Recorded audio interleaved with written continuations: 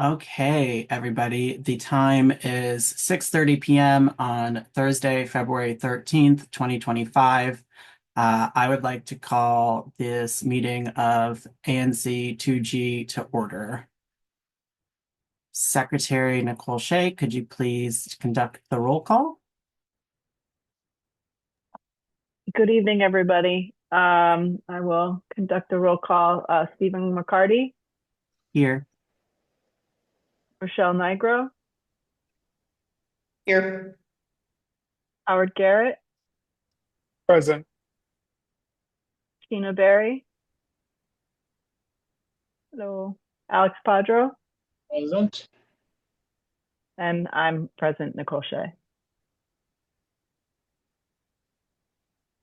Awesome. Thanks, everybody. We do have a quorum. And so first matter of business today will be the approval of our consent agenda. So in that consent agenda, we have the approval of our agenda overall, the approval of our January meeting minutes, and the approval of our January treasurer's report and February treasurer's report. Here you can see the agenda as presented.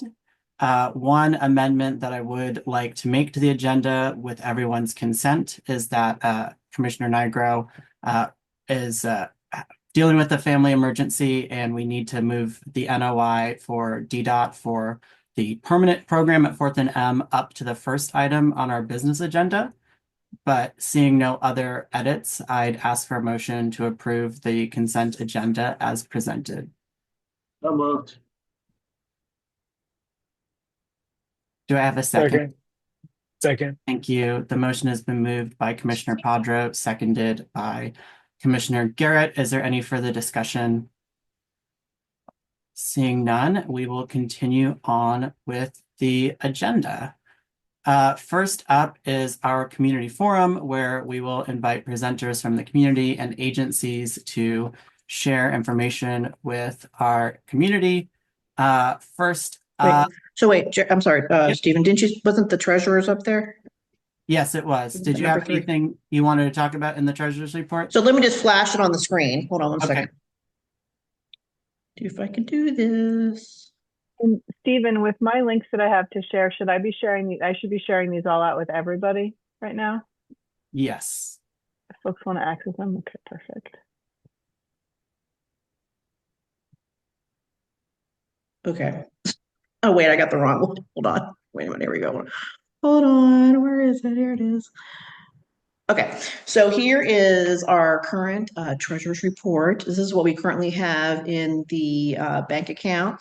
And due to the drastic change, you can see the change of over $12,000. That is due to the grant money that we received for the 501 New York Avenue BZA case.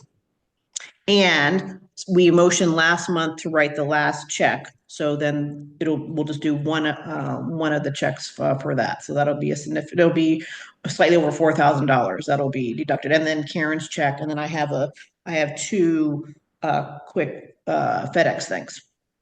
Any questions? I had a very long meeting with Dawn from the OANC meeting this week, and then there'll be a larger treasurers meeting in a couple weeks. Nope. And you can see, and then this is the January report. These are the checks that got cashed. Any questions? I'm getting the hang of all the stuff again. No, Awesome. okay. Thanks, Commissioner And then, Nigro. okay, but let me tell you, so as I explained in the email, for like regular charges, like the minor Xeroxes, Karens that we have, but anything that's been regularly budgeted, we're not motioning for anymore. Right? Everyone on the same page? So just sort of transparency, just so everyone understands. So we have the regular 275 for Karen, and then I could not make it down to the Wilson. I spent $29.26 for the Star Diverter flyer and $14.63 for the agenda flyer. There you go. But no need to motion. Just for transparency. Done. Thank you, Commissioner Nigro. Any further questions or updates to the consent agenda before we move to our community forum? Awesome. So let's see. I'm going to call Ty Abilla from the mayor's office up first. Doesn't look like we have MPD on yet. So I'm promoting Ty to panelist for Ty to give us some updates from the mayor's office.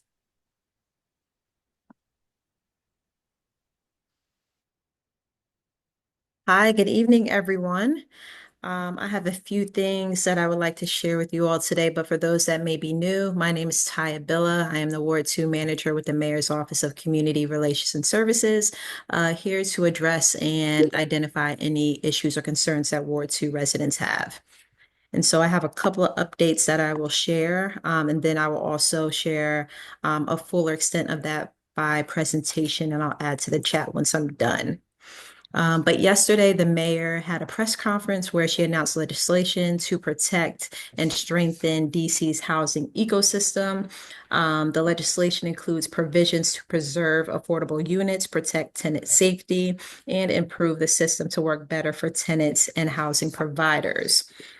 So right now, many affordable housing providers can no longer cover expenses due to the non-payment of rent and increased cost, which is putting projects at risk of foreclosure. This puts people's affordable home at risk, and residents are likely to see a decline in maintenance and amenities as housing providers struggle to cover the costs.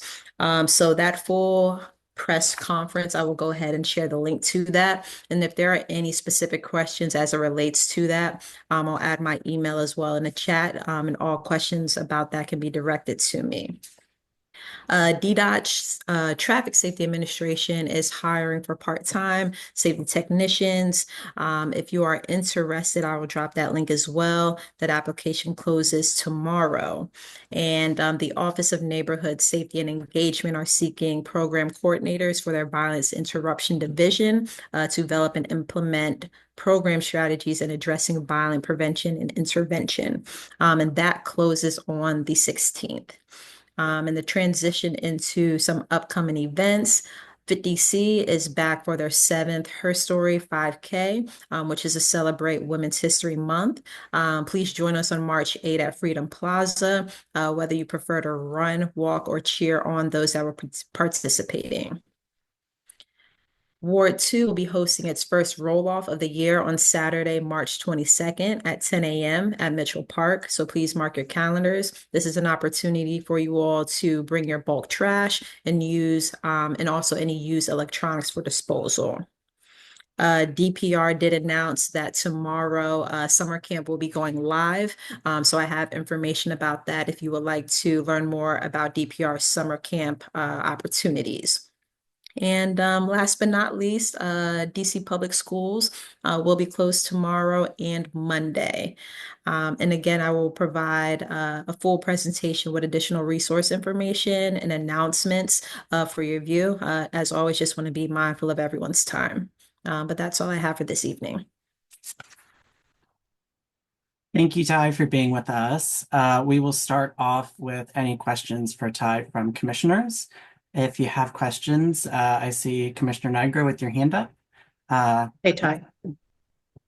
Real quick, did you get the message that I wanted one of those don't litter signs? Did they pass that on to you? Yes, actually, let me follow up on that. I'm going to connect with Adrienne because I'll actually be out tomorrow. But yes, thank you for the reminder. So I'll go ahead and follow up on that. Okay, great. Thanks. You're welcome. Thank you, Commissioner Nigro. Any other commissioners with questions, please raise your hand.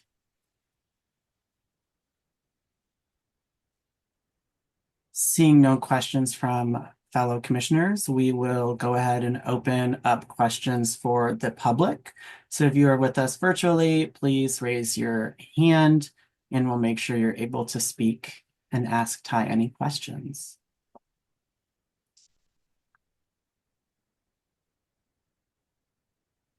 And looks like we do not have anyone from the audience with any questions tonight. So Ty, thank you for joining us and for your brief presentation. Everyone keep your eyes out because Ty's going to continue dropping links in the chat and also share their email with you. So please continue to be in communication with Ty if you have any questions from the mayor's office. Thank you, everyone. Thanks, Ty. Next up, we will have Brian Romanowski from the council member's office.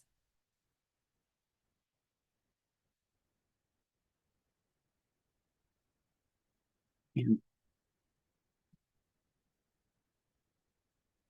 Brian, thank you for being here tonight. Your camera looks a little dark, but that's okay. Looking forward to hearing your presentation. Okay. Is that a little better? There you All go. right. Hey, sorry about that. Well, I'll just start off by thanking you all for hosting a public safety meeting last week about safety along 7th Street. As we heard in that meeting and at other similar meetings later in the week, the activities that are taking place along 7th Street and all the surrounding streets are very serious. They're not acceptable, and we're working closely with the mayor's office, MPD, HIPS, and your ANC, and the other agencies involved to formalize a plan of action because I think what we really heard was that people want action items and they want a real plan. So we will be working on that with all of you. On the legislative front, Councilmember Pinto recently introduced the Heads Up Distraction-Free Learning Amendment Act, which requires all elementary, middle, and high schools to implement a policy prohibiting students from using cell phones, smartwatches, and gaming devices during the day. We think that removing distracting devices during the school day is going to help the students to focus. It will help teachers to teach and not have to be policing devices all day. And it will also help ensure that kids are engaging with one another while they're in person. Last year, only 34% of DC students met or exceeded the English language arts and literacy standards, and only 22.8% of those students exceeded expectations in math. So we have a lot of room for improvement. And we're hoping that this is one way to make this policy more universal and more enforceable, I guess. Councilmember Pinto also co-introduced the Recycling, Refund, and Litter Reduction Amendment Act, also known as a bottle bill. This establishes a beverage container deposit program in DC where consumers would pay a 10-cent deposit on cans and bottles and are then refunded that deposit when they return the containers to be recycled. We know that we've got a lot of work to do as well in cleaning up our rivers and our neighborhoods. And we really do. Councilmember Pinto wants to see the Anacostia and the Potomac be swimmable. And we're getting closer, but this is something that we think is necessary as well.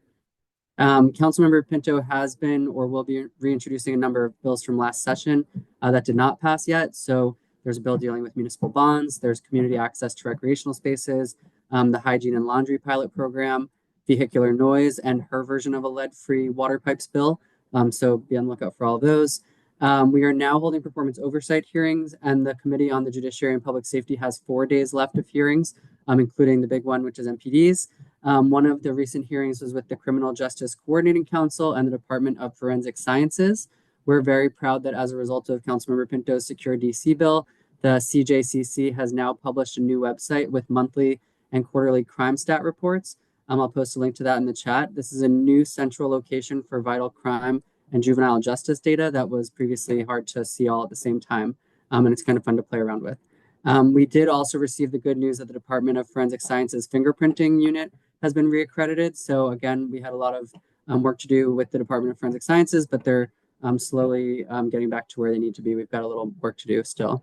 On Tuesday, the council member testified or asked questions of the DDOT director at the DDOT oversight hearing, including questions about improving street safety around Seton and Kip. And then as we move into budget season, Councilmember Pinto's top 2 priorities will continue to be improving public safety and economic prosperity, which includes downtown revitalization. DPW seemed to handle this week's storm a lot better than the January storm, but Councilmember Pinto will be attending DPW's upcoming oversight hearing that was supposed to be the day of the storm. It was moved for the director. So she'll be asking him questions about storm responses, trash collection issues, parking enforcement, and leaf collection. I know there are still a few areas in 2G where leaf collection was missed. And so at this point, we should be submitting 301s for missed leaf collection, and I'll work with you all. I know Commissioner Garrett, I need to work with you on a few spots. And also we'll try to help get any holiday trees removed that are still out there. The 2 services that I'm seeing the fastest results for on 311 are potholes and graffiti removal. So please, there's so much graffiti around Shaw. Please submit them for They're completing them in less than 72 hours. But I know with the snow plowing, there's a lot of new potholes already today. So please, if you see one, submit a 311 request. It's pretty easy. Finally, Councilmember Pinto is going to be joining your March meeting. So you can send me any questions ahead of time, or you can just ask them live that night if you prefer that. And that is all for me. Thank you so much, Brian. Commissioners, does anyone have any questions for the council member's office? Commissioner Nigro, you have the floor. Okay, Brian, I'll be real quick. So at last week's crime meeting, which was very interesting, and that area, the T Street, 7th Street, all that area up there is frankly insane. I mean, let's just get down to it, right? It was horrific to hear those stories, especially from the parents. And so one of the questions that was asked, and there wasn't a clear answer, at least from the mayor's office and maybe Pinto's office, what does success look like up in that area? Like with what is being done, because right now it is so horrific there. What is going to happen to change this? It was a horrible conversation last week. Yeah, I think that what we were trying to say is that we don't just want to keep pushing it. So a lot of reasons why the issue has gotten so bad down by the daycares is because of the work that the city was trying to do at 7th and T. And so we thought, okay, well, we're getting rid of the activity at 7th and T. Well, it was just moving south along 7th Street towards the Shaw Library. So I think the main thing that success would look like would be not just pushing it in one direction or another, but actually addressing it, which is obviously really complicated. So there's the piece about addressing addiction and substance abuse, and then there's a piece about people that are selling. And I think we just have to address both of them at the same time. And that's why we've got MPD and HIPS both working together. They're not the most natural allies, to be honest, but we need to do both of those at the same time. Now, I don't know that will completely eradicate, addiction. I think that's something that we don't. That's probably too lofty a goal. But I think that at least stopping the dealing and stopping it from being such an open area for drug sales should be achievable.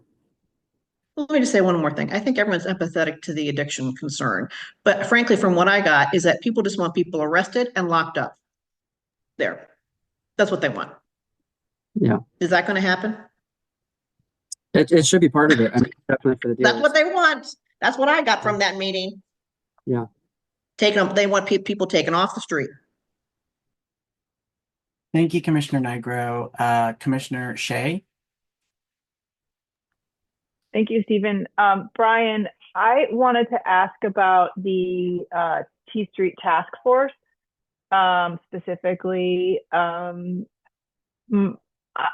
was not particularly impressed by what I heard from them at the public safety meeting.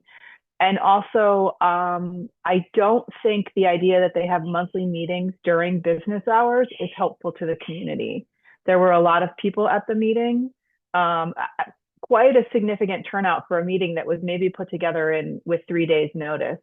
And people want to be part of this conversation. They want to know that their concerns are being heard, and they want these meetings to be substantive. And if there is a T Street task force that is supposed to not just be for that specific intersection, but the area around it, which is very much this area, I think we need to see more from this task force, and it needs to be thinking about the community members and give them an opportunity to be part of the conversation. And that can't really happen if there's one meeting a month that's happening, well within the middle of business hours. So that's one item. And then I had a clarification question for you about the potholes, but we can talk about that next if you want to respond. Yeah, so with the T Street Task Force, so I think people have been a little bit confused about what it is. So it started a couple of years ago, and it was meant to, it was through the Mayor's Office of Nightlife and Culture, and it was just addressing issues related to the nightlife establishments like Right Proper, which were unfortunately having to deal with all of the public safety issues on their own as they felt. So it was more so just about like that specific block, and it has obviously grown. And like I said, things have shifted south because of some of the work. There are so many government agencies involved, which is why it's a task force. So, I mean, I think Ty's still probably on. There's got to be like 20 different agencies involved, and it can be just simple things like trying to get, parking enforcement out more frequently, or trying to get parking signs changed with DDOT, so DPW. So very quickly, it gets into a lot of different agencies. In the beginning, it did have a more public component where it was members of the public, especially folks that live on Wiltberger Street in Ward 2 and Commissioner Garrett's district. we found that it was not helpful to have a meeting with all of these 20 agencies and all of the neighbors, because it became more of a town hall where people were just, airing their grievances, which is important, but it wasn't conducive for getting things done. And people kept saying, like, well, why aren't you getting things done? So I think there needs to be more of a discussion, and I'll talk to Ty's director, because he's in charge of the T Street Task Force. We've talked about renaming it already to maybe a Shaw Safety Task Force or 7th Street Task Force, something that's more broad, obviously, than just T Street, because that's been, again, confusing and sort of a misnomer. And then I think we need to talk about, if there should be the monthly meeting, we'll still have them with all the agencies, but should there also be a monthly meeting, in the evenings? Should it be at your ANC meetings? That's something that happens. So as you know, it crosses the Ward 1 and Ward 2 border. And ANC, I think 1B, had, been addressing a lot of these concerns at their public safety meetings. And so they wanted to direct people to that meeting rather than the midday 2 o'clock T Street Task Force meeting. So I think you're right. I think, that there's a lot of interest for community input, and that there's not a great opportunity for that in the monthly 2 o'clock meeting, because they saved the community forum until the end this time, and it was already an hour into the meeting, as you saw. So I hear you. I'll definitely talk to Director Thomas about that. I think, we're having a lot of discussions about how to make it more effective and figure this out. But Johnny from HIPS does host a meeting directly after that, which again is still during the day. That's also supposed to be more of a community forum, and that's at 3 o'clock typically, but it's as soon as the T Street Task Force calls end. Yeah, I think we need to shift from a conversation that's focused on adding more lights or fixing light bulbs that aren't working, or putting in, a toilet of some sort for users, right in the middle of 3 daycares and by senior apartments and other large apartment buildings with families with terrified parents. We need to shift to a priority on the residents and a priority on the safety of residents. And I also think that DC Metro needs to be part of this conversation. I've heard stories from parents where they've picked up their kids from daycare and they have not been able to use the escalator to get on the Metro, because they would have to somehow step over somebody who's using, and they have their baby carriage, and there's somebody who's actively like needle using. So this is, we really need to do something about this. And then I'm pivoting quickly, but the turnaround time for potholes, you said, was 72 hours. Okay, great. Thank you. Yeah, and they've been doing it faster than 72 for me. And just really quickly, Okay. you probably heard me say it at the community meeting, but Councilmember Pinto did publicly talk to WMATA's director, Randy Clark, last week on Tuesday morning at the council's breakfast meeting with him. And she brought up Shaw Safety and said that people can't use the escalators and the elevators because of this, and that she wanted more attention from Metro Transit Police and the bus stops too, because I know the bus stops are also an issue. Thank you, Brian. Thank you, Commissioner Shea. Commissioner Garrett. Yes. So the first thing, we'll start with the T Street Task Force. I don't think that is. I do agree with Brian. I don't consider that a meeting where constituents come to give their grievances. It's more so of accountability aspect of action items that we follow through on a month-to-month basis. For any residents that want to join any meetings, I think for the 3D meetings that are also monthly for residents to join, where also agencies are available with the 3D police department, that's where I would say that they would join to bring their concerns and things that are going on with their community. But for the task force, I kind of feel as if that is a point where us government agencies, businesses, ANC commissions come to ensure that our agencies are doing what they're supposed to be doing with the issues that we brought to them. And then for the meeting last week, I don't think policing, and arresting is the overall solution. I mean, we can arrest them, they'll be out the next day, and they'll be back at the same spot. I don't think that is the overall solution. We need to figure out holistic approaches. We need to work with NPD, we need to work with HIPS to making sure that they have all the resources that they need for those people, for those residents to get what they need, whether they're in housing or not, to get the resources that they need to not stand right there, because the only reason why they're there is because they're people that are giving them what they want or what they are desiring are right there. So we need to figure out holistic approaches and work with different government agencies to ensure that everybody is working together to resolve those issues and ensuring that they're not by daycares, not by children, and not just standing in one location in creating this environment. I don't think policing and arresting them and putting them in jail is the overall solution. So we need to make sure that as we're thinking about these solutions, that we're working with all government agencies and ensuring that they have all the resources needed to divert these issues, but also solving the issues and making sure people get what they need and making sure that agencies have those resources needed. So that was just for that. And then for HIPS, the final thing, um, Johnny's doing an amazing job, but he needs help. He doesn't have the resources that he needs. So we need to figure out a way that we need to come together, whether we talk to Councilmember Pinto's office, all government agencies, or all council members' office to get him the resources that he needs because he's doing what he can with what he has. But he clearly doesn't have all that he needs to be successful, which is the reason why these things keep occurring. So that's another thing to keep in mind. That's all I have. Thank you. I'll definitely take that back to the council member. Thank you, Commissioner Garrett. Commissioner Barry? Hi, Brian. I think Howard makes some great points about that we use all of the resources like, mental hospitals and, I don't know, halfway homes or, drug rehab, whatever we can use to help these people. But my main question was in regards to the Heads Up program. What did you call it? Heads Up, no phones in the school. What is it called? Yes, it's Heads Up Distraction-Free Learning Amendment Act.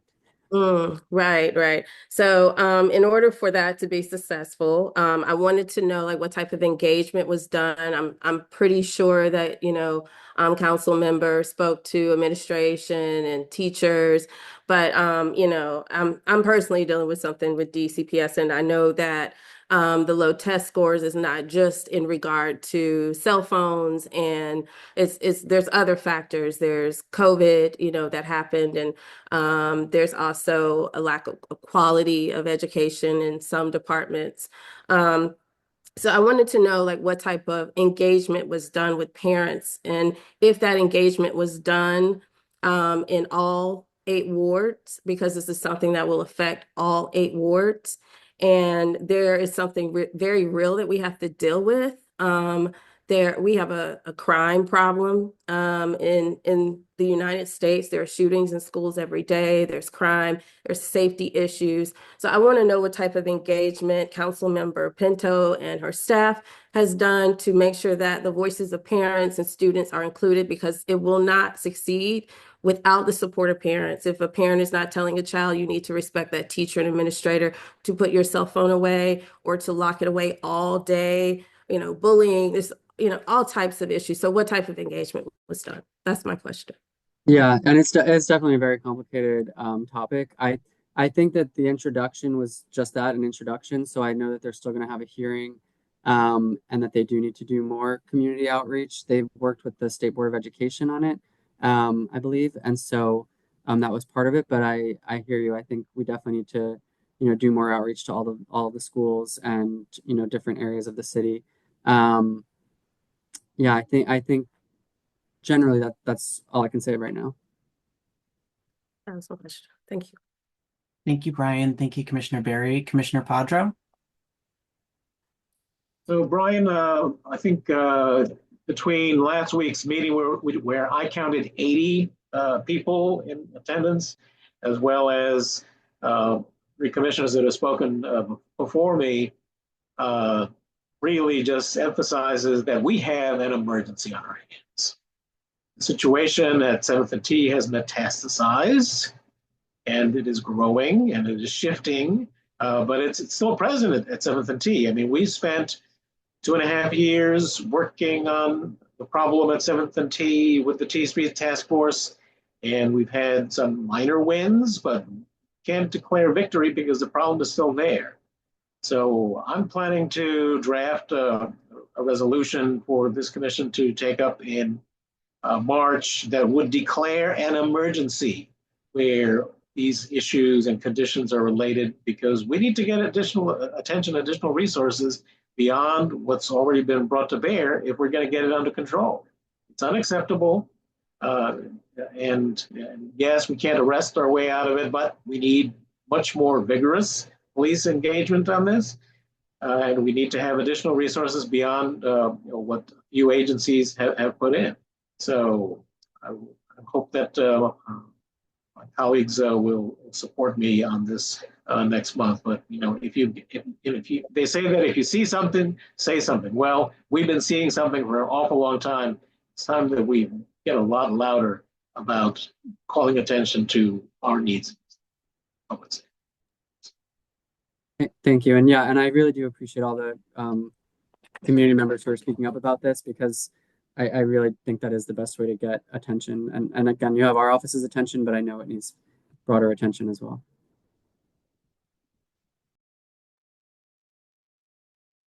Thanks, Commissioner Fadro. Any other remaining questions from commissioners before we open the floor to public? Seeing none, we will open the floor for public comment. And we have Carlos Fields with their hand raised.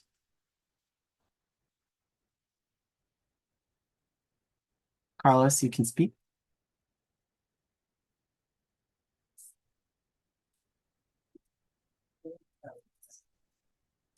We're having trouble hearing you, Carlos. I'm not sure if you're speaking.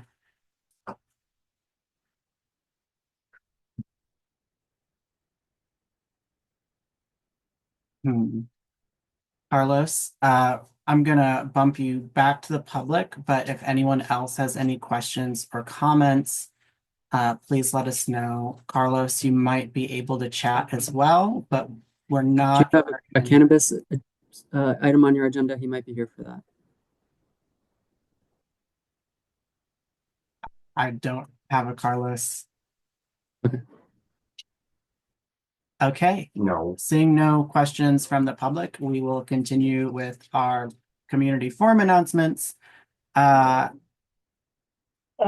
Stephen, there is a comment from Rashida Davis that says there needs to be a no loitering law. And then we have a comment, pardon me, that just came in from Carlos that says I'm here. So I don't know. I think he may be typing in. And Mr. Fales is here for the Hush cannabis application, but he might have had some other comments. Okay. Thanks, Commissioner Padro. Carlos, you're a bit further down in the agenda, so please sit tight and we'll get to that topic of discussion in a bit. And just really quickly to Ms. Davis's point, no loitering laws are not passable, not just with the current council makeup, but also I think the ACLU and other groups tend to sue any cities or places that try to pass no loitering laws. So there are other things that can be done, like the drug-free zones, but generally no loitering laws have never legally been able to stay up. Thank you, Brian. Seeing no other questions or hands raised from the public, we will call over, it looks like we have Dennis Carmody from the DC Fire Department. We actually invited the DC Fire Department to our January meeting, but they were not able to join us then. If folks recall, there were a series of fires along the 9th Street corridor in late December. And so Dennis is going to give us an update on DC Fire Department's response to those and allow community to ask any questions. So Carlos, I'm pulling you over now. I mean, Dennis, excuse me.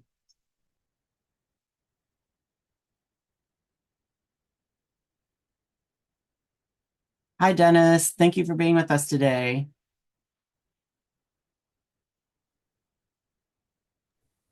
Good evening. Can you hear me? Yes, we can hear you. I apologize. I'm working from a remote location. We're on our way back from a training mission. How's everyone doing? Good. Thank you for being here. Thank you for having me. How can I help? Yes. So, Commissioner Nigro, you may have more information on this, but there were a few fires present along the 9th Street corridor in ANC2G. I know specifically with was it the Shiloh Baptist buildings across? Yes, the Shiloh Baptist buildings I know there was quite a bit of property damage. I know there needs to be abatement following those. And so we wanted to get an update from the DC Fire Department on those December 2024 fires and what the remaining process would look like for that. Okay. Unfortunately, I don't have any of the information regarding the progress of that. Our fire prevention division does. I am the 6th Battalion Chief. I was not the 6th Battalion Chief at the time of the incidents. However, if you want to direct any questions to me, either via email or I can take notes this evening, I can make sure that those questions get passed on to our fire prevention division, and we'll be certain to answer all of them. Okay, thank you. Well, Commissioner Padro, do you have a question for Mr. Carmody? And it also looks like DFC Davis. Are you here to answer questions for the fire department as well? Commissioner Padro, I'll give you the floor.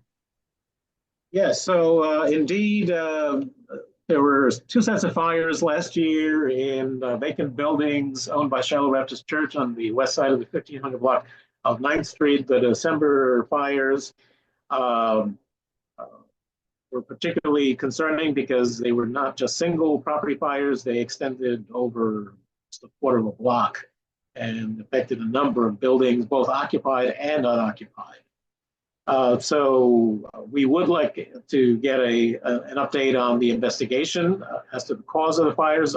Our understanding or our presumption has been that squatters were responsible for the fires, squatters that potentially entered from adjacent properties.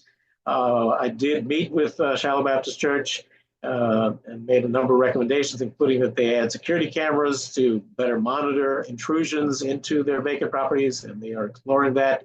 When I suggested that they add razor wire to the top of the fencing at the back of the buildings, they felt that that was inhumane and resisted that suggestion.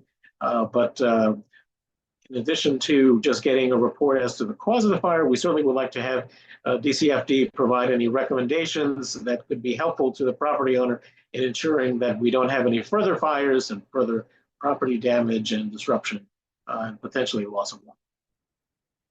So when can you get that, ask for that report to be sent to the commission if it has been completed, or advise us what the status is of the report? I'm happy to pass that on, causation of the fires and updates on the investigations. To whom shall I provide that information? Provide it to the chair, and we'll share it with the rest of us. Yeah, if you could provide it to myself, I will disseminate to the rest of the commission. That's just 2G at anc.dc.gov, and I can also reach out to you following this call. Outstanding. Happy to do so. Thank you. Any questions remaining from Commissioner Shea? Thank you. Yeah, I wanted to inquire. I understand that at least one firefighter was injured, and I didn't know if there was a status update on that. But also, if we could get a timeline, because we were hoping to get an update at the last meeting and then one at this meeting. So if we could try to agree on a timeline for when we'll get the letter with the updated information we've been requesting, and it would be great if we could get it ahead of the next meeting, so that if we want an opportunity to discuss with each other and have follow-up questions for you, that when somebody comes to the next meeting, we can try to have a more robust conversation. I can provide you an update within 48 hours regarding the information Amazing. that I'm Great. privy to. However, I don't know if it's going to be a concise. I'm not sure it's going to answer everyone's questions. The investigation may or may not be complete. If it is, I will certainly provide you with what I'm able. But I can give you the progress of the investigation, even if I'm not able to give you the determination regarding the causation.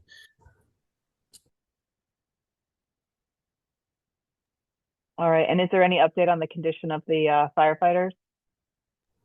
I do not have any update on the condition of the firefighters, no, ma'am.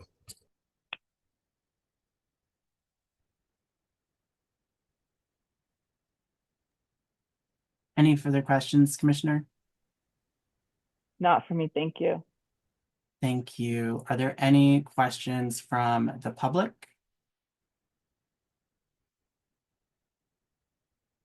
Seeing none, we will continue on with our public forum. Thank you, Dennis. We appreciate you being here.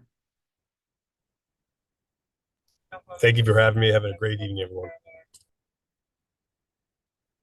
Next, we'll have Solana Vandernat from Events DC to give us an update on everything happening at the convention center.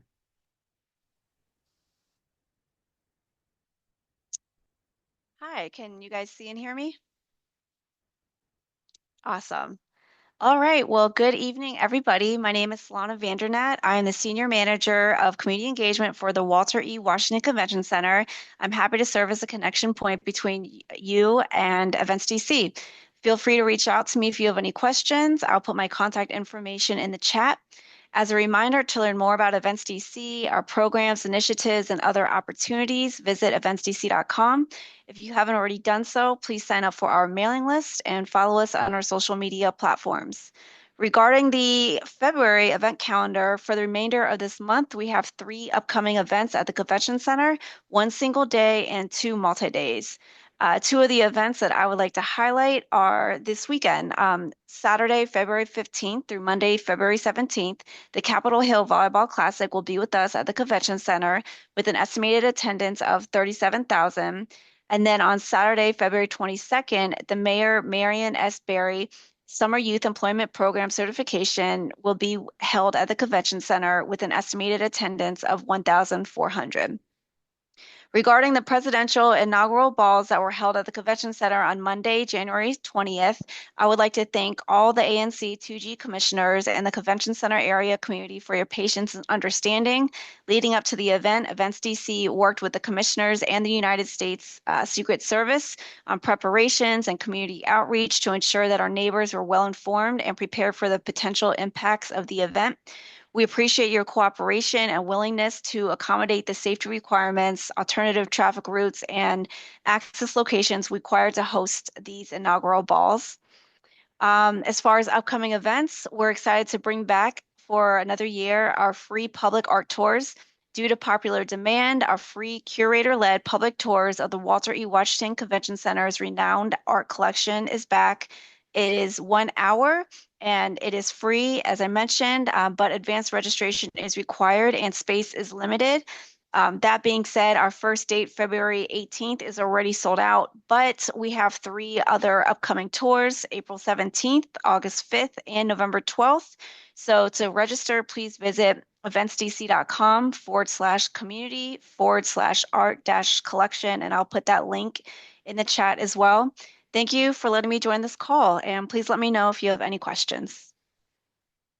Thanks, Solana. Commissioners, does anyone have any questions for Events DC? If so, please raise your hand. Seeing none, we will open the floor to the public. If you're on the public side of the meeting and you'd like to ask a question, please take this opportunity to raise your hand. Seeing no hands raised, well, thank you for your time, Solana, and continue with the agenda. Thank you. Thanks, Solana. So next up on our agenda are any updates that commissioners would like to share.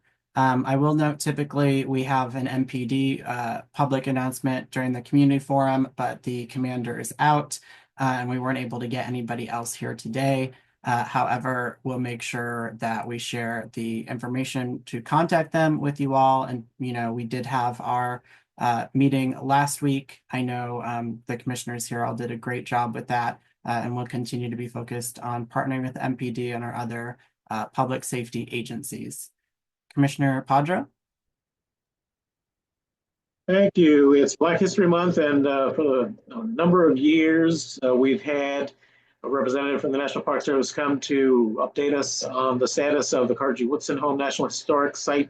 I did extend that invitation, but the Park Service was not able to provide a speaker for tonight. We will ask them to come in March, but my understanding is that the historic site, after a decade and a half in development, is supposed to be opening to the public, fully restored this spring. So let's cross our fingers and hope that actually does happen.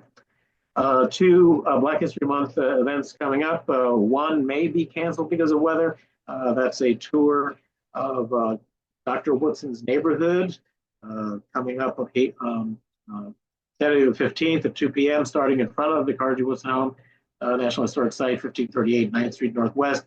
That will be canceled if indeed we get the wintry mix that is currently being predicted. And the other event is a lecture by an ANC2G 0203 resident who is a former associate of Malcolm X, who's actually written a book about Malcolm X.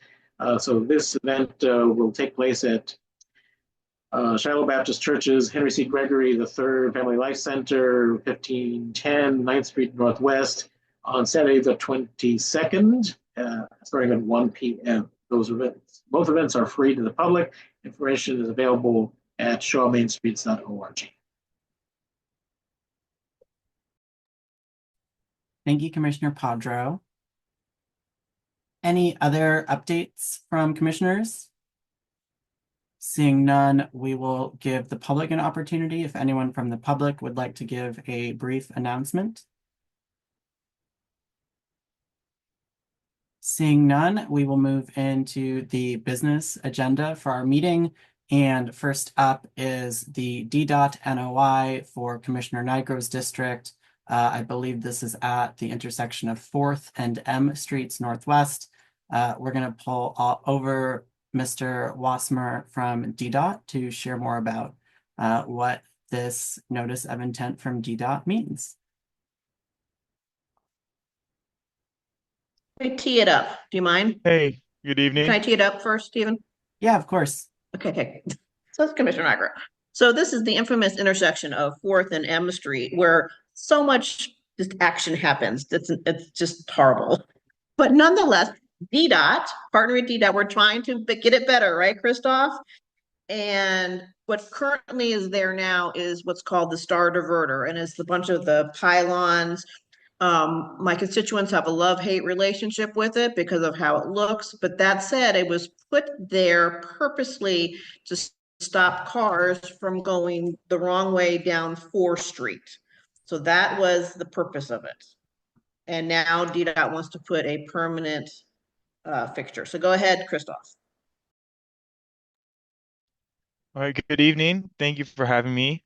My name is Christoph Wasmer. I'm the District Department of Transportation's Ward 2 liaison, and I'm happy to be presenting on the tactical to permanent project at 4th and M Street. This is NOI 24332.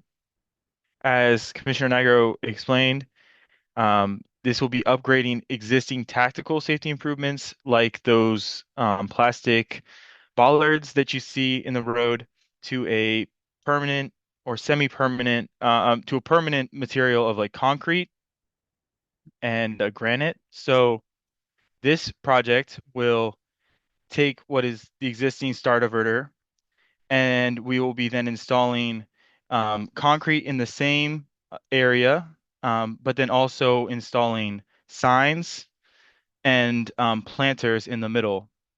So if we scroll down to what it will look like, this is what the existing location looks like as you're going on M Street heading east.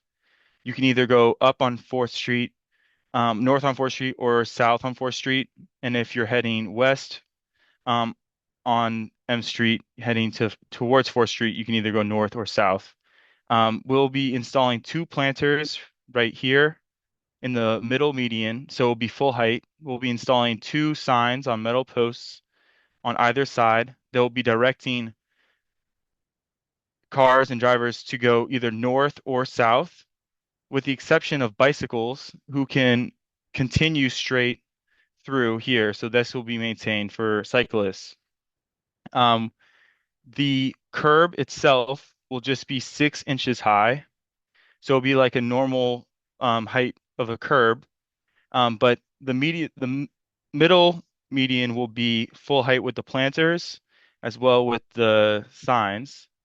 The ones on the north and south side will just be the curb with plastic bollards and object markers to notify that there's a structure here at night that are reflective. This will allow for fire and EMS to go around and go up onto the curb and continue. Um, we've heard from residents that they are supportive of this improvement. We've also heard concerns that people consider this to be like a traffic circle, um, or that it doesn't look pretty, that the plastic bollards get beat up and that we haven't been able to maintain them. So this project will improve the conditions because it will make what is now a maintenance concern and sometimes something that can just be driven over, and it'll make it more permanent and an actual structure that people will have to respect as they're driving on this complicated intersection. So I'm happy to take any questions. Okay, can you show what it would look like that other picture you sent me? Yeah, I can. So I can send out now. I'll just share my other screen. I have actually the 100% design, so I can show that as Oh, well. you do? Is that different from what you sent me? No, they're very similar. This Okay. one just has on it the planters and stuff. I just got it today. Thanks, Christoph. While Christoph's pulling that up, are there any other questions from commissioners? Well, you know what? I'd like to just say a couple things about one of my constituents wrote. So to give the whole picture, because I don't think Christoph said so. We're talking about the fire department, which is just right above there, and there are concerns with the fire department to go around the current thing and then this permanent structure. So one of my constituents wrote, I was at home the day of the fire at Fifth Street. There was a fire a couple weeks ago, and on that the trucks were coming down and they struggled to get past that structure. Right? And so there is a concerns for the, because that's how they zoom down to get into the highway. My question is for you, Christoph, did anyone reach out to the fire department or do I have to do it?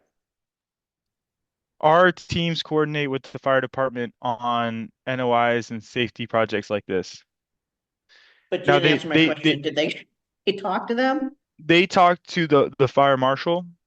Now I'm not sure if they have talked directly to the people that you may talk to, but they talk to leadership with fire and EMS.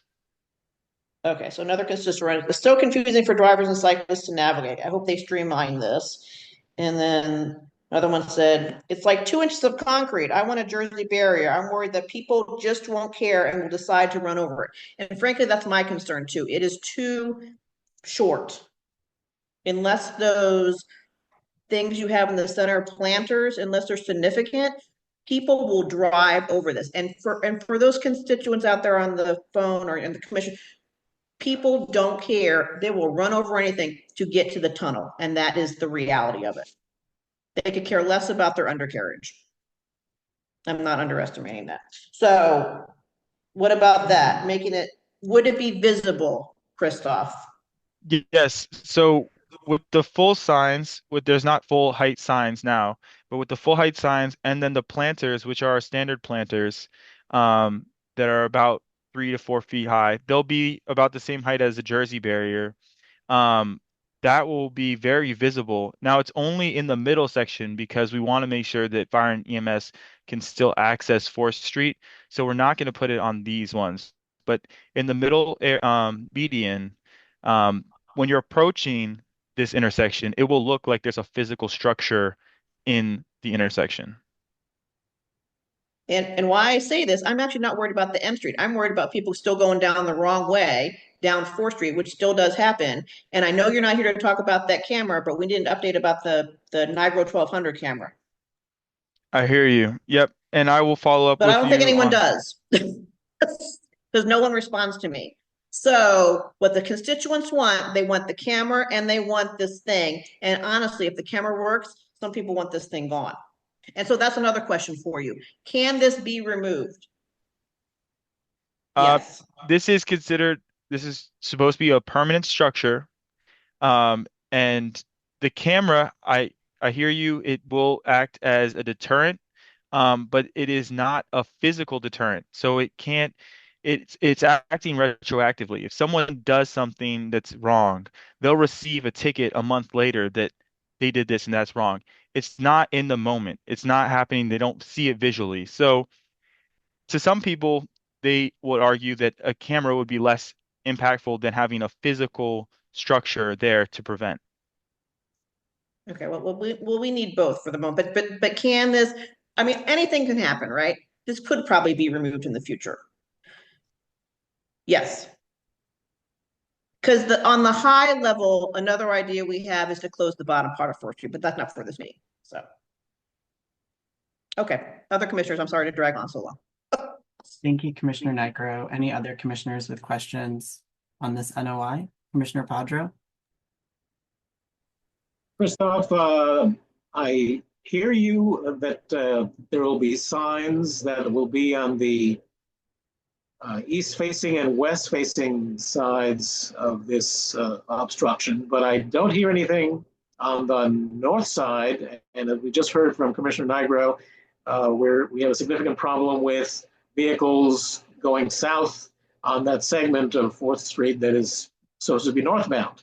So should we not have a sign that says do not enter or wrong way or something on the north side of the structure as another indicator to folks that they're going the wrong way? We have existing signs on the northern side say do not enter. Do you have one? Are you going to put one on the structure so people see that at the which would be a dead end for them? Where would you suggest that we install a sign on this median right here? On that north side of whatever it is you're calling this permanent installation. The permanent star diverter. So you're talking on this section right here. Yeah. This one. Mm-hmm.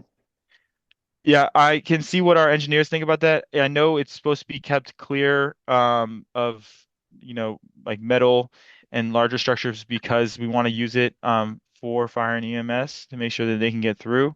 But I can see if this would be, we could add a metal sign here.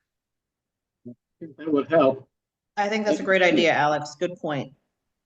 And then just to Commissioner Nigro's frustration about the length of time that this has been such a major concern for the community, has any thought been given to reorienting the direction of flow of traffic away from this intersection so that it no longer is attractive to folks that are trying to cut through to get to the tunnel? If you were to make the segment that goes east from 4th Street one way going east, then nobody would be trying to go into this intersection to get to the tunnel. If you were to make the 400 block of M Street one way going west, then again, nobody would be coming onto this block to try to access the tunnel. I mean, in the 20 plus years that I've been a commissioner, we've always been hearing folks, especially on that block, the 400 block, complaining about all of the traffic, all of the backups, all of the dangers to all users, bicyclists, pedestrians, etc., from the volume of traffic that is going eastbound on the 400 block of M Street. Well, has any thought been given to just reversing the direction? Yeah, that is a question that would require a lot of engineering and studying. I am not qualified to answer that, but I can bring it back. I believe it would require a decent amount of money as a project to consider. I know it would have a ton of implications on traffic in the surrounding blocks. So Christoph, remember we talked about the other week about the closure, right? So I'll put that in there, okay? Okay. Commissioner Padro? That was all. I just wanted to make sure to support Commissioner Nigro's decades-long efforts to try to clean up this intersection and to help to make it safer for her constituents. So I just wanted to offer ask whether or not that potential solution had ever been concerned. And, Rochelle, if it's something that you think should be explored, then make a motion at a subsequent meeting so we can try to get DDOT to study it. Thanks, Commissioner Padro. Commissioner Barry? Hi, thank you. So one of my suggestions for this intersection, I think, what you have here is fine. Although if it is permanent, and I know it says from tactical to permanent, I think it would be interesting, if you guys are going to close the street off eventually, that, if you're really interested in moving it, that you not make it permanent.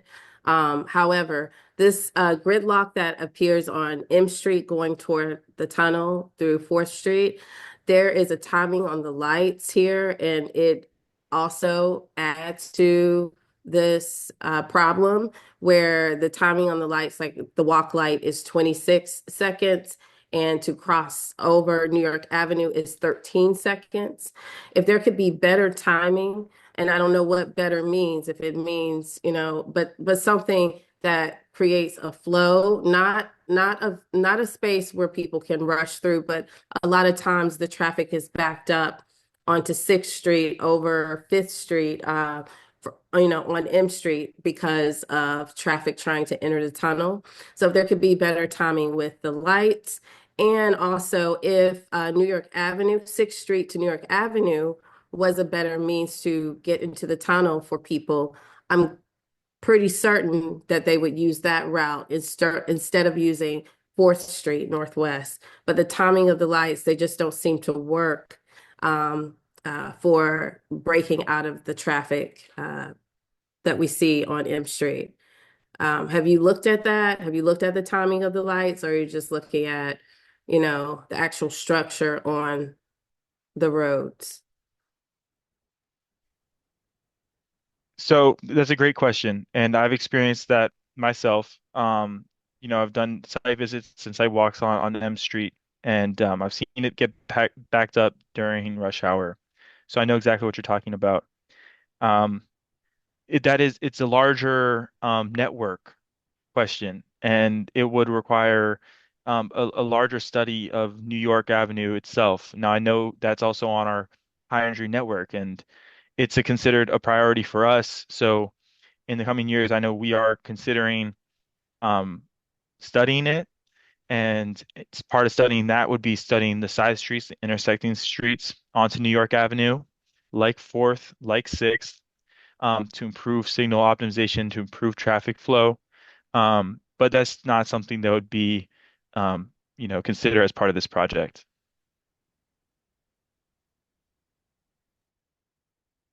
Thank you, Christoph. Thank you, Commissioner Barry.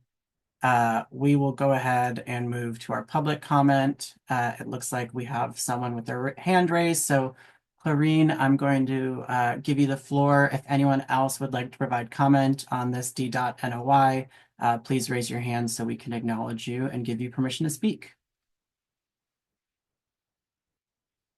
Clarine, you should be able to unmute yourself now if you'd like to provide comment. Oh, okay. Can you hear me now? Yes, we can. Oh, fantastic. I was fearful that you would not be able to. Okay. This structure that we have at 4th and M Street is the way it is now. It is it's very ugly. And as I can see, the cars, I don't know if cars have been able to get through it, but certainly cars trying to get around it, sometimes there's not enough space. Even my car, I have an SUV now, but I feel like I'm getting ready to hit the structures. And so I'm not surprised, but it's an eyesore. I'm not quite sure if it is, I don't like the idea that it is there. And I've talked to Rochelle about it. This street used to be 2 ways, and M Street used to be 2 ways all the way down to Thomas Circle. I think that's Thomas Circle that ends up in M Street. I would hate to see the fact that it is one way now it was made one way to stop the drug traffic that was circling the blocks. But the but the street is wide enough so that we should be able to make that turn on 4th Street without hitting anything. And and also, although Rochelle has always said that people have claimed that, and a study was done saying that cars come down that 4th Street.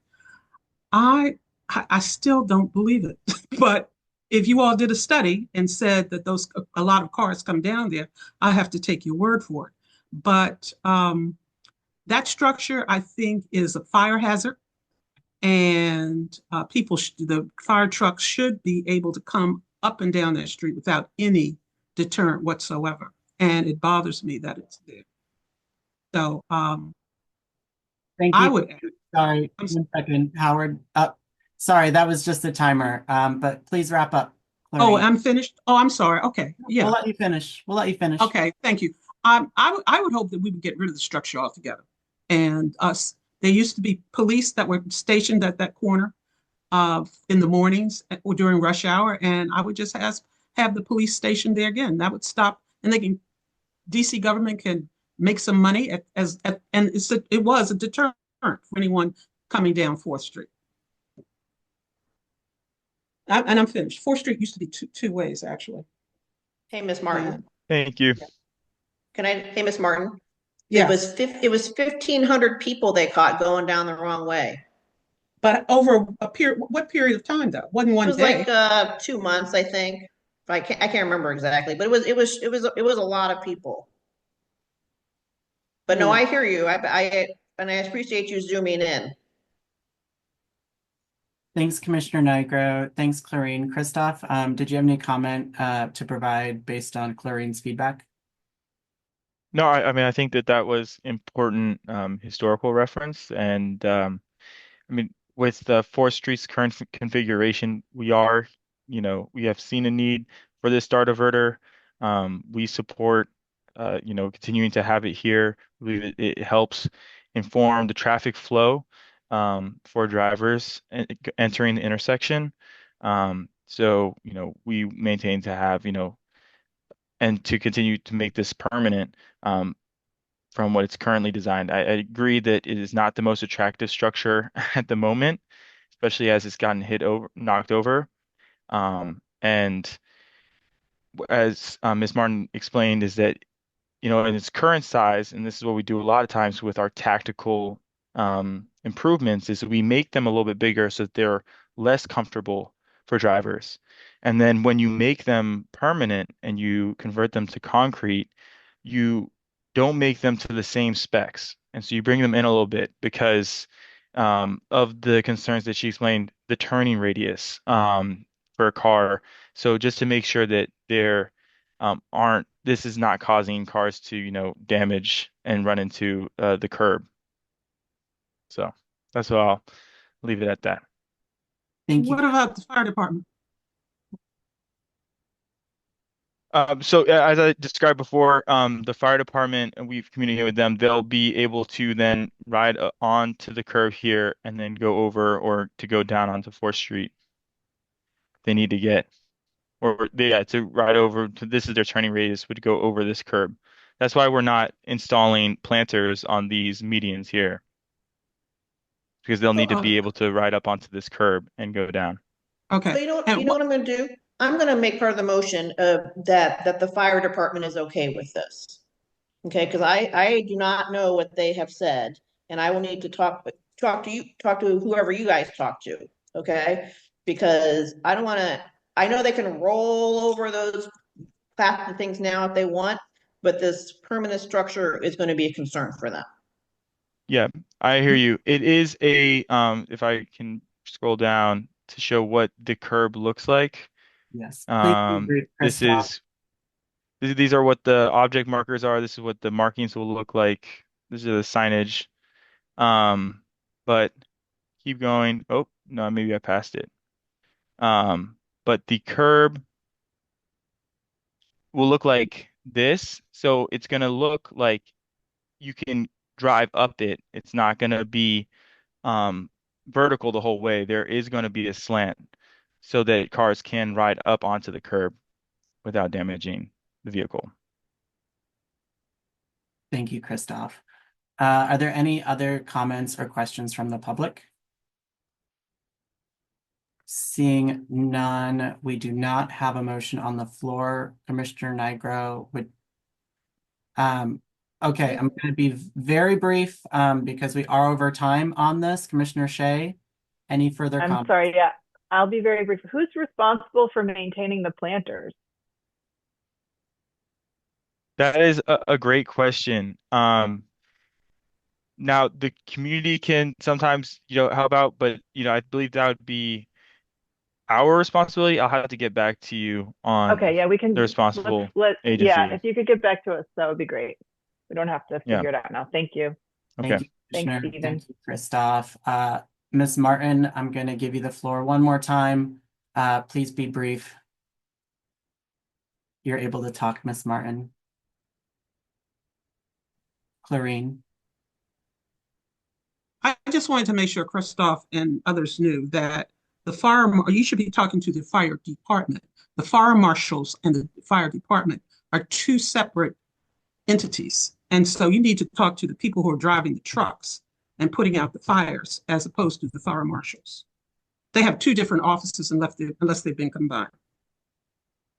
Okay? Understood. Thank you. Thank All you. right. Okay, Commissioner Nigro, do you have a motion to bring to the floor? Okay, I move that ANC2G support NOI 24332 TESD, but with these two caveats, that the fire department is okay with it and that it can be removed in the future. A motion has been made. Do I have a second? Second. Motion has been made by Commissioner Nigro, seconded by Commissioner Shea. Is there any further discussion? Seeing none, all those in favor, excuse me, Commissioner Padro? Yeah, just wanted to make the point that anything can be removed at some expense. So to say that conditional on it being able to be removed, the Washington Monument can be removed if you decide that you can spend enough money in order to do it. So I don't know that that's going to be a condition that DDOT is going to take terribly serious. Do what? To do? I can't hear you.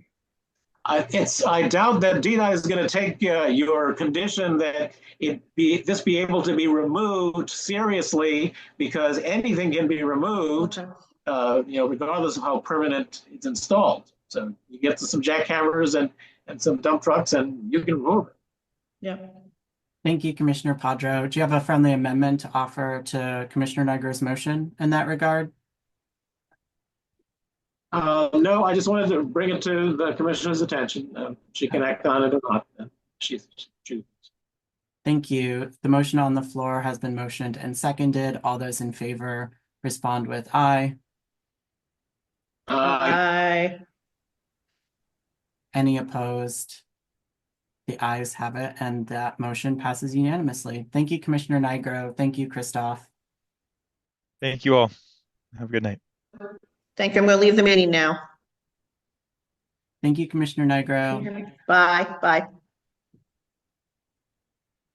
Okay, everyone. So next up on our agenda is the appointment of our committee chairs for the upcoming year. So we have had an open call for committee members and committee chairs for the past 3 weeks. And we've had a few folks throw their names into the ring for that. So I am going to share my screen so that you can see the information that they wanted to share with us on why they wanted to serve on any particular committee. And so here we can see first up for our Committee for Zoning, Planning, and Historic Preservation, we have Robert Goldberg. Both Commissioner Nigro and myself have contacted Mr. Goldberg and confirmed that he is indeed interested in serving as chair.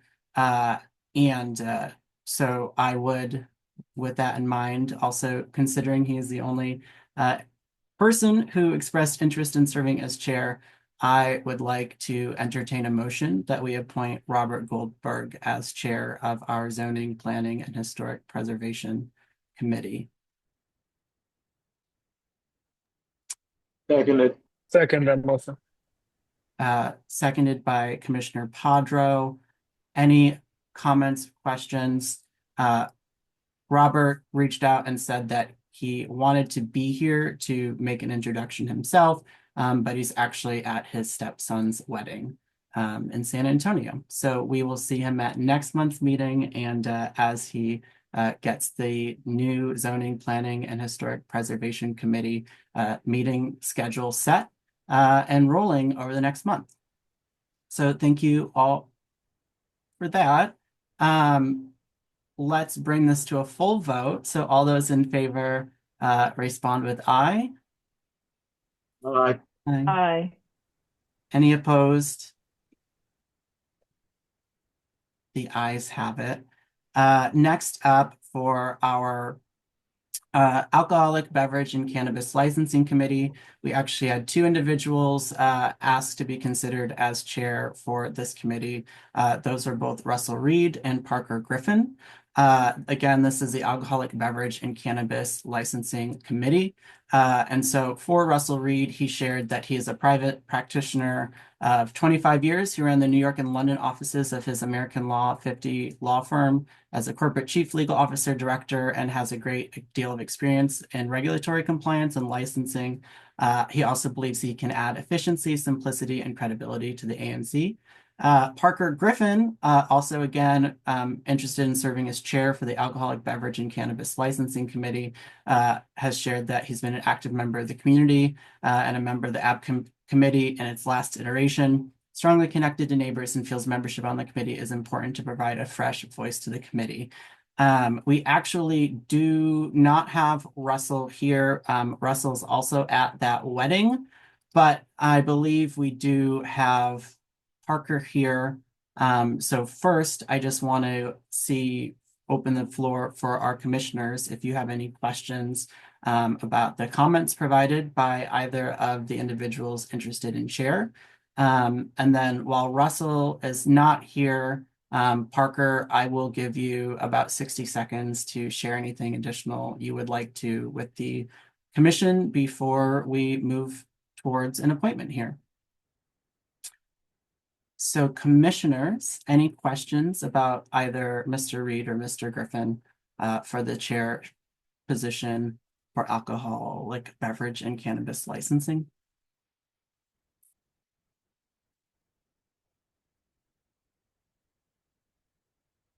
Commissioner Barry?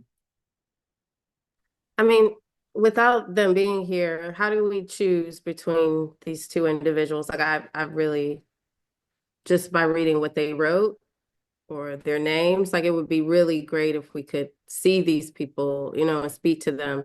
I personally, I know I've heard the name Parker Griffin before because he ran for office. I've seen Mr. Goldberg at meetings. Mr. Reed, I'm not completely sure of. It would be good if we could speak to them, if we could vote on during a time when they were actually present and listen to them, especially if there is a vote. If there's not anyone running against them, then of course, but Okay. I think that would be, for me to make a decision, that's what I would prefer. I don't know how other commissioners feel, but from reading a sentence that someone wrote in their name, that's not enough to make that decision, in my opinion. Thank you, Commissioner Barry. And I would say that I would absolutely entertain a motion to table the appointment of this chair until the next meeting so we can make sure they're both here to present. So after further discussion from other commissioners, please feel free to make that motion. Commissioner Padro? Yes, I agree with Commissioner Barry. I mean, when it's an uncontested election, it's fine to give the benefit of the doubt to the candidate that's available. But if you do have a contested election, it would be better to be able to actually briefly hear from the two candidates. So I would concur with the motion to table. Thank you, Commissioner Padro. Any other questions from commissioners? There's actually not a motion to table, so I would encourage Commissioner Podrick, Commissioner Barry, if you wanted to make that motion. I'm happy to. Move to table this appointment until the March meeting of the commission. I second it. Thank you. All those in favor of moving, is there any further discussion? Excuse me. Seeing none. I would just say since we're tabling this, the current administration that's over this alcohol and beverage and cannabis license will fulfill its duties through February until the new leadership is appointed. That's what our bylaws provide for. Yes, correct. So Commissioner Padro, thank you for your continued service. You'll have that hat for at least another month. Any other further discussion? Seeing none, all those in favor of moving the appointment of the Alcoholic Beverage and Cannabis Licensing Committee Chair to the March ANC meeting, respond with aye. Aye. Aye. Any opposed? The ayes have it. That passes unanimously. Katie, for Transportation Advisory and Public Space Committee, sent a really nice note, but I actually have not received confirmation if they've accepted their nomination. I just want to double confirm with them. So I would like to entertain a motion that we also table voting on Katie's appointment as chair until the March meeting as well, just so we can confirm that she is interested in serving in that capacity. I second that. Second. Did I say one thing also? And then that will allow me to have a March meeting and we could be introduced to her that way. And she can meet everyone. Yeah, that would be great. Thank you, Commissioner. I love that. And so the motion to table has been, I'm going to say, Howard, that you moved it. Commissioner Barry, you seconded. Any further discussion on moving the appointment of the Transportation Advisory and Public Space Committee chairperson to the March meeting? Seeing none, all those in favor of moving the appointment of Katie Biles to the as Transportation Advisory and Public Space Committee chair to the March meeting, respond with aye. Aye. Aye. Any opposed? The ayes have it, and that passes unanimously. Thanks, everyone. Next up on our agenda, Commissioner McCarty, sorry, we did have someone in the comment. Brian in the comments asked what happened to the public safety committee. Yeah, so we did have a public safety committee and we really just couldn't get it up off the ground. I know that a lot of folks, especially with the recent events, are very interested in public safety. I know it's at the top of everyone's mind. But most importantly, we need to have a strong committee chair and leader for a committee on public safety if we were to have one. And so right now we don't have a public safety committee, but we are all absolutely open to starting one. And so I just want to say, please reach out to either your single member district commissioner or reach out to us via our website or email 2g@anc.dc.gov. We'd love to have a public safety committee meeting, a committee standing, but we just haven't had the interest and consistency in terms of attendance and planning those. So if you or anyone else you know in the community would like to help be a part of bringing that committee back to life, please reach out to us. It's not, we can absolutely get that ready to go in the near future. Awesome. Thank you all. Next up on our agenda, we have two ABCA licenses. The first up is for Hotbox DC LLC, which is ABRA license 128305. This is a medical cannabis retailer license for Advisory Neighborhood Commission 2G03. And so I do believe we have Henry here, Mr. Henry Egbon from Hotbox. Henry, I'm going to allow you to speak, but this is again, medical cannabis dispensary with a delivery endorsement in their application as well. And so let me go ahead and just share that. Their hours will be of operation for the retailer are Sundays, 10 a.m. to 8 p.m., and Sunday through Saturday, 10 a.m. to 11 p.m. And then hours of retailer sales when they're open to the public will be Sundays, 10 a.m. to 8 p.m., and then Monday through Saturday, 10 a.m. to 10 p.m.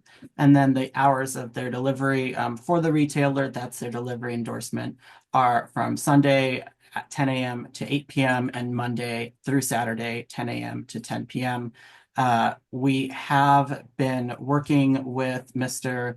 Egbaran Henry here for a couple of months now on a proposed settlement agreement that Commissioner Shea has also dropped in the chat. And so we are excited that Mr. Egbaran has agreed to the terms of the settlement agreement that include provisions brought up by Commissioner Shea's constituents, including parking mitigation, making sure that nearby alleys and parking lanes are remain clear around the business, proper signage is posted around the business, as well as rodent abatement, security, and hours. So I did confirm with Commissioner Shea that the settlement agreement met community interests and requests. And Mr. Egbaran again has been willing to enter into that between the ANC and his establishment.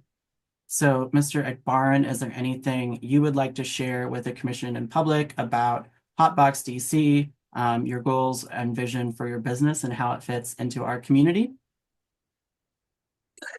Thank you, Stephen. My name is Henry Benjamin Egbaran, CEO and founder of Hotbox. I what I would like to say is, ever since I opened Hotbox about 3 years ago, the community pretty much welcomed me. I feel very much at home. It's a beautiful, beautiful place. I feel like I'm part of that neighborhood already. I just want to say thank you guys for having me here today, and I really want to just introduce myself. As far as vision, and I really want to expand. But as far as the short neighborhood is concerned, according to the terms of the agreement, I also like to hire people from the neighborhood. And as far as safety is concerned, I can assure you that, we're going to adhere to every safety standard and make sure, there's no crime and Hotbox is as peaceful and quiet as possible. That's pretty much it. I'm just glad. I'm glad to be here. Thanks for having me. Thank you, Mr. Egbaran. Commissioners, are there any questions for Mr. Egbaran? Commissioner Padra? Mr. Egbaran, thank you for being here this evening. Two questions for you. The first is, you've agreed to ensure that your customers are not going to be parking illegally. My understanding is that that is not a provision that the Alcoholic Beverage and Cannabis Board can enforce, because there is no way for you to know if someone is patronizing your establishment and parking illegally. So, agreed to do this. How do you propose to ensure that your customers are not parking illegally? Thank you. I mean, as far as parking illegally, ever since they built or they completed the monument in the little park in front of my store, there's been like lots of parking.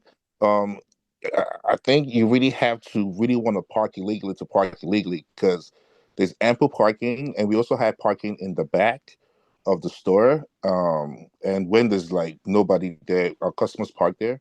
Um, but I mean, if I was going to address the situation, I'll probably put up a sign or something that says no parking here. Um, but I don't think that'll be necessary, because it's like a brand new street. Like, there's lots of parking, and there's places that is clearly marked no parking, like with the stripes on the floor. We're just going to make sure our customers don't park illegally. Well, you are pledging to install signage related to the parking, so that's part of what you've agreed to, unless you didn't read the agreement before you agreed to sign it. But again, the ABC board will ultimately decide what is enforceable and what is not enforceable, and anything that we include that is not enforceable will simply be stricken from the agreement by the board. The other issue is that according to your website, you are selling controlled substances other than marijuana, such as mushrooms, that are illegal. So I presume that you do not intend to continue to provide those products. Is that correct? Absolutely. The website is not exclusive to Shore. The Shore location can discontinue. Some locations don't even sell shrooms. And with the license, I will not be allowed to do that. But the website is for the franchise. And say, for instance, the location in, say, California or Oakland, it's legal for them to conduct that kind of business. All the orders go to the website, so it's a general website for the whole entire franchise. But as far as that location, if that's a condition, then yes, I'll discontinue. Would suggest that you deal with your franchisor to make sure that there's a statement on the website saying that such products are not available in the District of Columbia. Say for your own protection. Sounds good. Yeah. That's all I had. Thank you, Commissioner Padro. Any other questions from commissioners? Seeing none, we will open public comment up, and we have one person with their hand raised. So Sammy Nesbitt, I'm going to allow you to speak. And if anyone else has a question or comment about this application, please be sure to raise your hand so we can acknowledge you.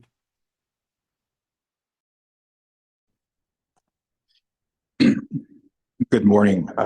My question is to the business owner of the location. What are your planned investments or reinvestment back into the community, being that your business is open and operational in the ANC? Yeah, particularly for youth and young adults as well. For young, I mean, it's going to be a little dicey for young adults, depending on age, because we're not allowed to, service anybody, under 21. But as far as reinvestment, my current employees used, I won't say lived in the neighborhood, but they used to work in the neighborhood, and that's how I hired them. And I've also been speaking to a lot of people from the neighborhood. So as we expand, I'm definitely going to make sure that we hire people from the neighborhood. And if there's any community events or, things that we can, be part of and sponsor, we're definitely interested in that as well. Thank you so much. You're welcome. Are there any other questions or comments from the public? Seeing none, we will go ahead and move to a vote on this. So I'm going to make the motion for this one. And so I'd like to entertain a motion that ANC2G support the medical cannabis retailer license application for Hotbox DC LLC, ABRA license 128305, located at 1703 6th Street Northwest, second floor, with their delivery endorsement, and further that ANC2G support the settlement agreement negotiated with the applicant, which outlines operational and security provision in alignment with community expectations, and that the support be communicated in writing to the Alcoholic Beverage and Cannabis Administration. Seconded. Is there any further discussion on that motion from commissioners? Seeing none, we'll move to a vote. All those in favor respond with aye. Aye.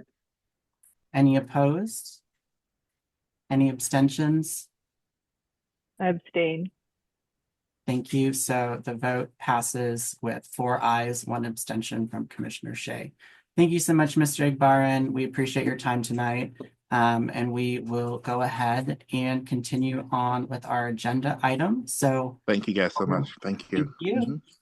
Mhm. If we could have the representative from Hush Boutique, please raise your hand and we'll get you over here to chat with us. Commissioner Padro, this applicant is in your single member district. So if you would like to introduce Carlos to the commission, please do. Otherwise, Carlos, let me actually just go ahead and read really quickly what this application is. So this is an application for licensee Hush Boutique Wellness, trade name WVC Wellness. It's a medical cannabis retailer license for 1412 9th Street Northwest. And this is in SMD2G02. Hours of operation for the retailer, Sunday through Saturday, 9 a.m. to 10 p.m. Hours of retail sales when they are open to the public are Sunday through Saturday, 10 a.m. to 9 p.m. And hours of delivery are also Sunday through Saturday, 10 a.m. to 9 p.m. Commissioner? Yes. So as indicated, this is yet another medical cannabis retailer license. I think that similar to how at one time we had a liquor store on almost every block in the neighborhood, it seems that every 400 feet, which is the limit that is established by APCA, we will have a medical cannabis retailer.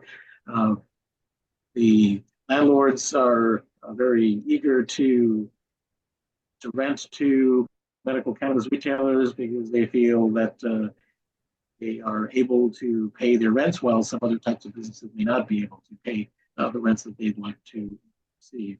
But nonetheless, I did do a site visit with Hush Boutique and met with Mr. Fields and reviewed all of the provisions for his proposed license, reviewing his application, and there really wasn't anything that I noted that would be suitable to include in a settlement agreement that wasn't in the standard regulations for conducting a business in the District of Columbia. So I also reached out to some of the neighbors and did not hear any particular concerns being raised. So I'm prepared to support the application without a settlement.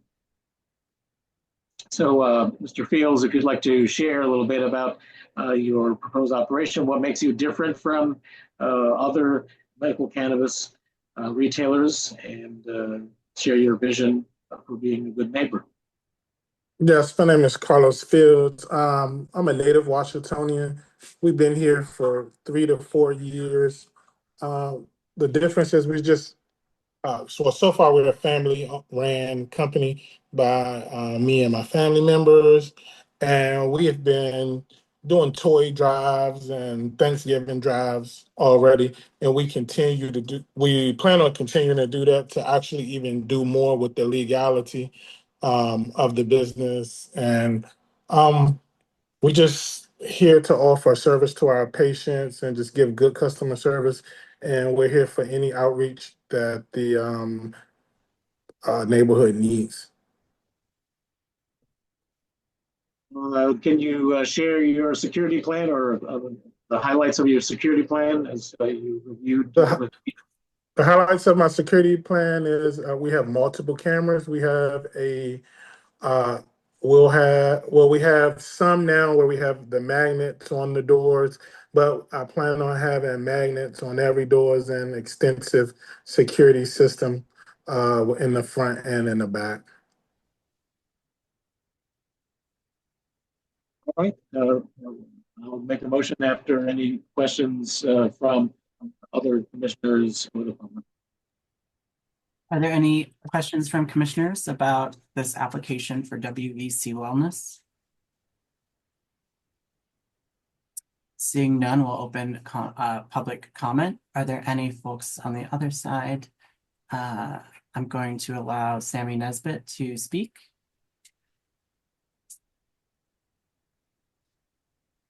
Sam Menez. Hello. Hello. Good morning. My question is still the same. What investments are you planning on making back to the community, as well as investments into youth and young adults who may frequent your shop? Like the other gentleman said, young people wouldn't be, you have to be 21 to get your medical card. But like we do toy drives and we do Thanksgiving and coat drives. That's what we've been doing in the past, and that's what we continue to do. And we're gonna do we're gonna do an internship program within the next 6 months. Amazing. Thank you so much.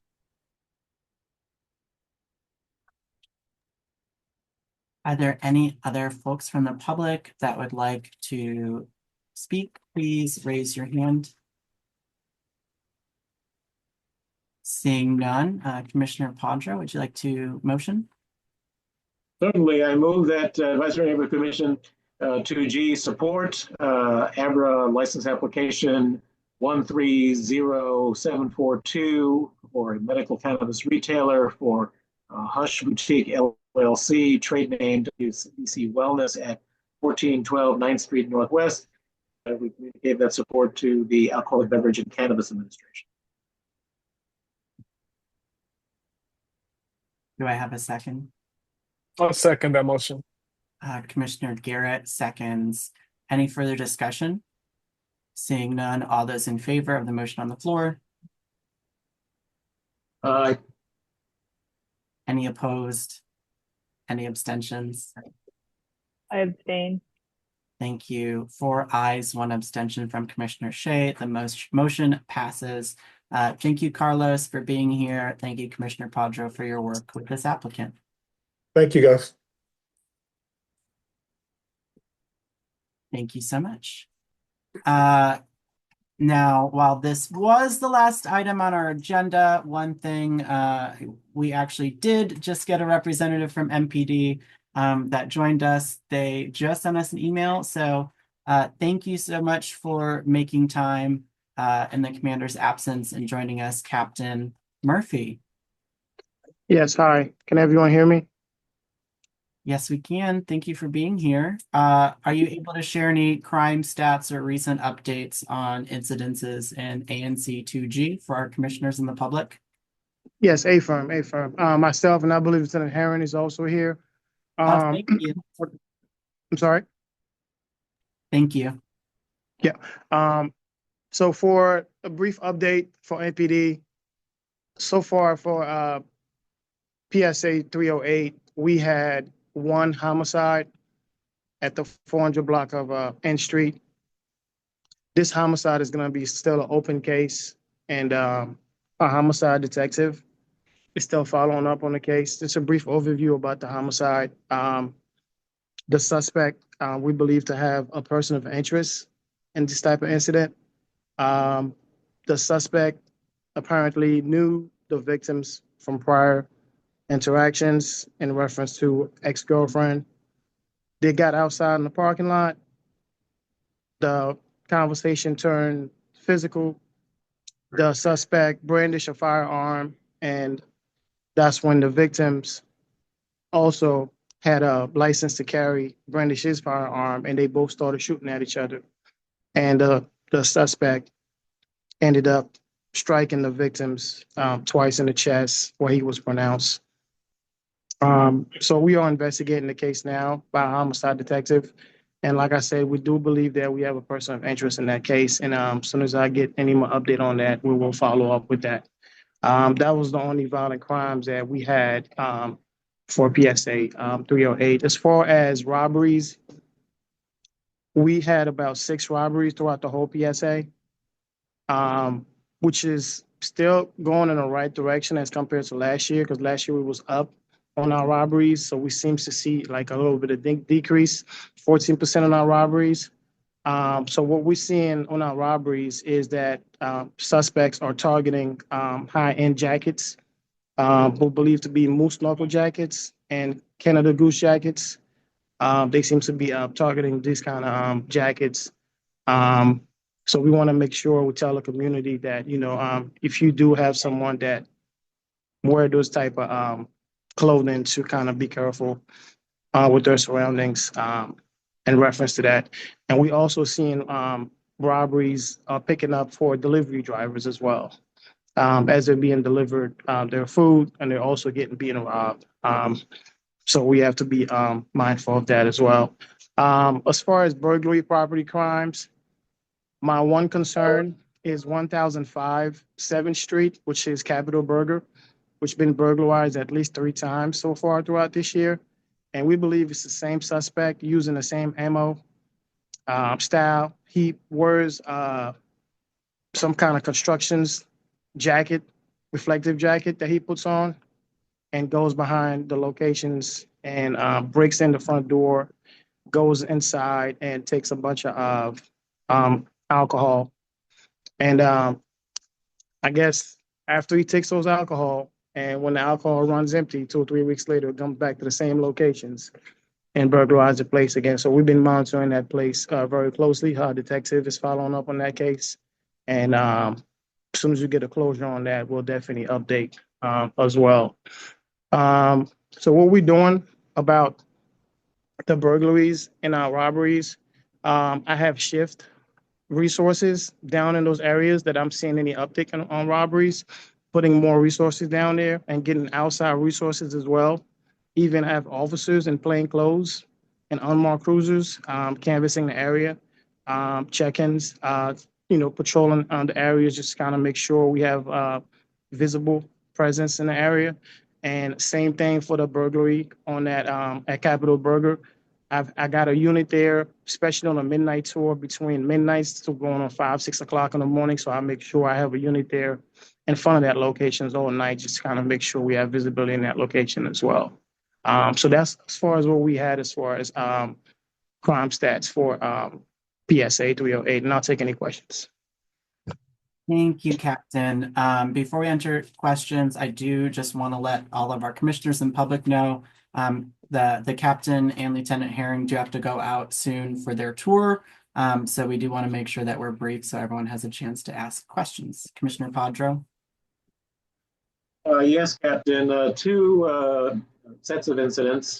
First, the breakage of windows and glass doors on the 1400 block of 8th Street Northwest at a restaurant and ice cream shop. I understand that the same day, the same perpetrators, based on the vehicle that was observed and video footage, also went to 2 other neighborhoods, Navy Yard and Upper 14th Street, and also conducted that vandalism and also attempted, or in some cases actually stole items and money. Do we have anything further on that investigation? Looking at my crime stats for robberies and what incident specifically, what date is that you referring to? Do you have a report number or anything I could kind of look it up? So I don't give have a report number, but I can certainly get it from the businesses so that get information from you. Yeah. Yeah, if you could do, because I'm looking at the crime stat. I'm not seeing anything on 18th Street for the last 30 days. But if you have a specific date in CCN, I could kind of look it up and then shoot you an email of a brief synopsis of what we have and where we at in reference to that case. I'll follow up with you on that. And then also, we have an increasing number of thefts of product from liquor stores in the neighborhood. These are individuals that come into the establishment, grab a number of bottles, race out the door. Are there any best practices that you can recommend to these business owners to try to get a handle on this type of activity? I just briefly talked about our burglaries that we had at 1005 7th Street, which is Capitol Burger, which is the same type of ammo where the suspect is going around breaking that same locations and getting alcohol bottles and getting out of there. So we do have a burglary plan in place throughout the whole districts, and we have specific hotspots area that we assigns outside resources, as I stated earlier, which is unmarked cruisers that's canvassing in the area, that sit there in these hotspot locations to monitor suspicious activities or any kinds of activity that that raise our attentions, and we want to make sure we jump right on it, before it occurs. We also have increased patrol visibility in those areas as well. We have our outreach officers reaching out to business owners and try to see how we could assist them on getting, what can we do to help them best assist them as far as what they need from us. What we're seeing, especially on a midnight tour when these burglaries occur, we cannot get a hold of the key holders or the owners of the property because the key is once the burglary happened, we want to be able to get the footage available right away so we can start canvassing and try to catch the suspect as soon as possible. But we having hard times getting in touch with the key holders, and the key holders sometimes they respond probably about an hour or maybe the next day to report the crime. So at that time, we kind of our hands is kind of pretty much tied up. So if we could get in touch, if the business owners could kind of give us a good contact information to contact them in case we have, their places are burglarized overnight, so we could kind of get in touch with someone right away that has access to the camera that would kind of help us out. Also, what we're seeing is we want to see more lightings in the business areas, especially in your business. You want to make sure you have interior lighting in there, and also outside lighting, and also we want to and encourage the business owners to also add video footage in front of their businesses, also in the rear of their businesses as well. So those are the things that we kind of basically touch on for the business owners. All right, Captain, I'm going to go ahead and send you some specific businesses that have had thefts taking place during hours of operation, not even after hours. So you can try to make sure those business beat officers reach out to these businesses to see what else you can recommend. Thank you. Yep, definitely. Thank you. Thanks, Commissioner Padro. Any other commissioners that have questions for MPD? Seeing none, we will open up questions for the public. Anyone on the public side of our meeting that would like to ask the captain or Lieutenant Herring a question before they head out on their evening tour? Okay, well, thank you so much, Captain and Lieutenant. We appreciate you being here and making the time, and we wish you best of luck on your tour this evening. Thank you. All right, thank you. Okay, so next up on our agenda is just our information agenda, which is to remind everybody that our next ANC meeting will be held at 6:30 p.m. on Thursday, March 13th, 2025. All of our meetings will continue to be the second Thursday of each month at 6:30 p.m. via Zoom, and you can find them on the website. With that said, we are at the conclusion of our agenda, and so I'd like to entertain a motion to adjourn the meeting at 8:22 p.m. So moved. The motion has been moved. And Sheena, thank you, second. Any further discussion? Seeing none, all those in favor? Aye. Aye. Aye. Motion passes unanimously, and we adjourn at 8:22 p.m. Thank you all so much. Appreciate your time, and we will do this again next month. Thank you, Stephen. You did great. Thank you. Thanks. Yeah, thank you. Great job tonight. Thanks, guys. Thank Have you, a good night. everybody.